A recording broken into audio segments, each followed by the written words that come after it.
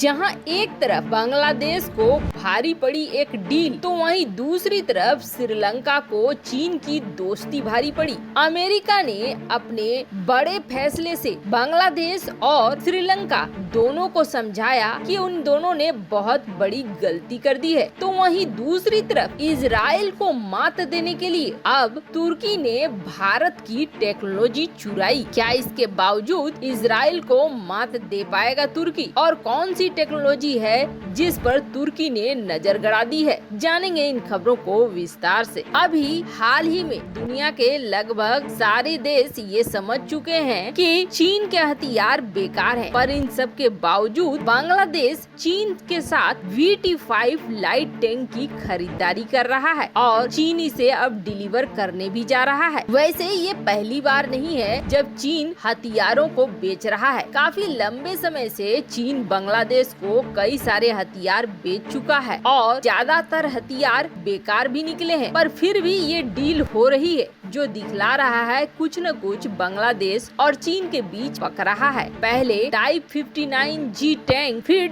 WS-22 multiple launch rocket system, F-90 air defence system, ये सारे चीन ने बांग्लादेश को दिए हैं। वैसे बांग्लादेश अपने देश में बेस बनाने नहीं दे रहा है चीन को, लेकिन हथियारों की खरीदारी को नहीं रोक रहा है और बांग्लादेश के मूव कुछ इस तरीके से हो रहे हैं कि वो शंका में डाला जा रहा है कि क्या ये भारत का दोस्त है या चीन की तरफ इसका झुकाव बढ़ रहा है। वहीं बात करें श्रीलंका की, तो श्रीलंका में चीन पूरी तरीके से कब्जा जमा चुका है और श्रीलंका की सरकार लगभग अब वही करती है जो चीन चाहता है। इसका ताजा उदाहरण ये देखिए, जो ईस्ट कोस्ट टर्मिनल प्रोजेक्ट था जिसको साइन करा था श्रीलंका ने भारत और जापान के साथ, लेकिन श्रीलंका ने इसे कैंसिल कर दिया। उस वक्त ये दिखलाया कि उसकी जनता प्रदर्शन कर रही है, पर अब तुरंत कुछ ही दिनों पहले ईस्ट कोस्ट टर्मिनल प्रोजेक्ट को श्रीलंका ने साइन कर लिया चीन के साथ। चीन की कंपनी को ये कॉन्ट्रैक्ट मिल गया। हालांकि भारत को भी वेस्ट कोस्ट टर्मिनल का प्रोजेक्ट मिला, लेकिन जो झुकाव है श्रीलंका का या ये कहें मजबूरी है श्रीलंका का, वो दिखता जा रहा है कि वो चीन की तरफ है। ऐसे में चीन के तरफ झुकाव रखने वाले किसी भी देश के साथ अमेरिका फूक फूक कर कदम रखता है। दरअसल अमेरिका ने लोकतांत्रिक देशों का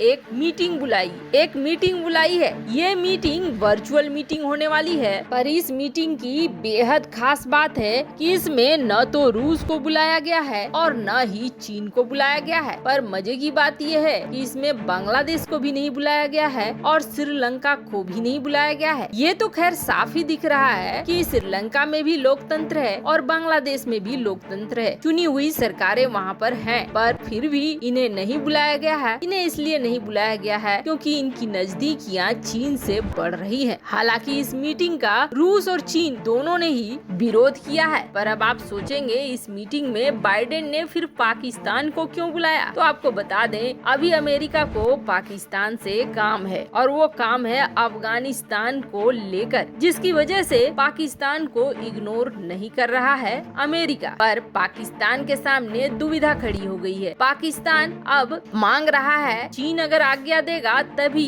इस मीटिंग में पाकिस्तान शामिल होगा। वैसे भी पाकिस्तान हो श्रीलंका हो, इनकी विदेश नीति अब इनकी अपनी सरकारें तय नहीं करती है। ऐसे में ये तो देखेंगे ही चीन की तरफ। तो वहीं दूसरी तरफ इजराइल को बिल्कुल भी पसंद नहीं करता है तुर्की। भले मजबूरी बस राजनीतिक संबंधों को बनाने की कोशिश करता रहे या फिर व्यापार को बढ़ावा देने की कोशिश करता रहे, लेकिन इजराइल को पसंद करने की बात हो या एक दोस्त देश में गिनती हो तो ऐसा तुर्की बिल्कुल भी नहीं करता है। आर्मेनिया अजरबैजान की जब लड़ाई हुई थी और अजरबैजान की मदद किया तुर्की ने, आर्मेनिया हार गया, तब तुर्की को शायद ऐसा लगने लगा था कि वो खलीफा बन गया है, मुस्लिम देशों का सर्वोच्च नेता बन गया है। पर उसका भ्रम बहुत जल्दी टूट गया और वो भ्रम टूट गया जब इजराइल और फिलिस्तीन का युद्ध हुआ। इजराइल फिलिस्तीन का जब लड़ाई हो रही थी, 11 दिन ये लड़ाई चली। इस लड़ाई में तुर्की ने भाग लेने की कोशिश की और जानिए कि तुर्की के लड़ाकू विमान कथित तौर पर इजराइल की तरफ रवाना भी हो गए, लेकिन आधे रास्ते से ही वो लौट आए। लौटने का कारण क्या था? लौटने का कारण था इजराइल का डिफेंस सिस्टम। इजराइल का डिफेंस सिस्टम जब रूस के विमानों को नहीं छोड़ता है तो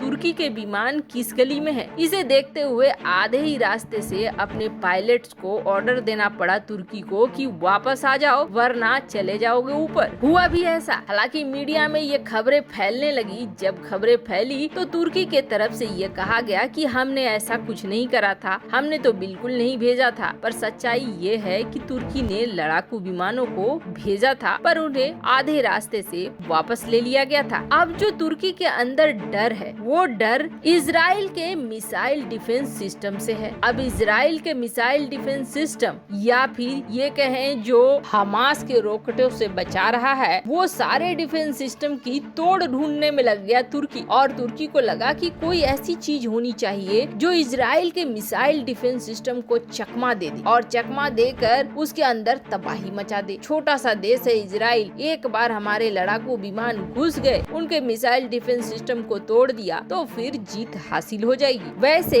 ये एक ऐसा काम है जो भारत भी करना चाहता है चीन के साथ। यही वजह है कि भारत के DRDO ने HAL ने पूरी मेहनत करके बनाया रुद्रम मिसाइल। और ये रुद्रम क्या है तो ये है एंटी रेडिएशन मिसाइल, यानी रेडिएशन निकल रही चीजों पर ध्यान देकर रेडिएशन निकल रहे हथियारों पर सीधा वार करने वाली मिसाइल। अब भारत के जैसे ही रुद्रम 1 को देखा वैसे ही तुर्की के दिमाग में ये आइडिया आया है कि क्यों ना रुद्रम 1 जैसी एंटी रेडिएशन मिसाइल को बनाया जाए जो हीट सीकिंग मिसाइल है, यानी रेडिएशन को भांप कर उसकी तरफ वार करती है। अगर एक बार ये बन जाता है तो इन मिसाइलों का इस्तेमाल सीधे इजराइल के डिफेंस सिस्टम को तोड़ने में किया जा सकता है। वैसे आपको बता दें 5वीं पीढ़ी का अपना विमान बना रहा है तुर्की काफी लंबे समय से। अभी तक ये बना नहीं है, ऐसा हो गया है जैसे कि बीरबल की खिचड़ी हो। अब उन्हीं विमानों में तुर्की लगाना चाहता है एंटी रेडिएशन मिसाइल और वो